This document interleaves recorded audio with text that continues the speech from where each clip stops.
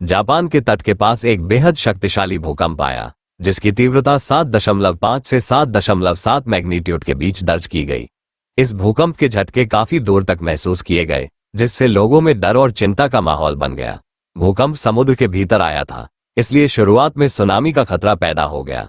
एहतियात के तौर पर अधिकारियों ने तुरंत सुनामी अलर्ट जारी किया और तटीय इलाकों में रहने वाले लोगों को सतर्क रहने और सुरक्षित स्थानों पर जाने की सलाह दी।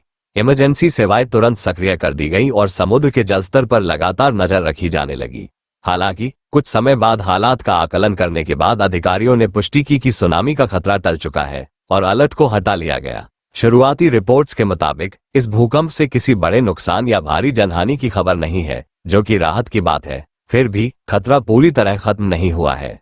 विशेषज्ञों ने मेगाक्वेक एडवाइजरी जारी की है, जिसमें चेतावनी दी गई है कि आने वाले समय में तेज आफ्टरशॉक्स झटके महसूस हो सकते हैं। लोगों को सलाह दी गई है कि वे कमजोर इमारतों से दूर रहें, सतर्क रहें और आधिकारिक सूचनाओं का पालन करें। जापान दुनिया के सबसे सक्रिय भूकंपीय क्षेत्रों में से एक यानी पैसिफिक रिंग ऑफ फायर में स्थित है।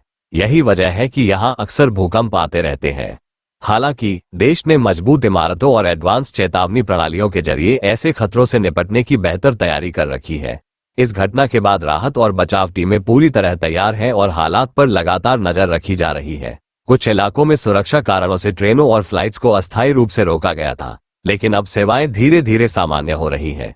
फिलहाल स्थिति नियंत्रण में है, लेकिन अधिकारियों ने लोगों से अपील की है कि वे सतर्क रहें, अपने इमरजेंसी किट तैयार रखें और किसी भी नई चेतावनी को नजरअंदाज न करें।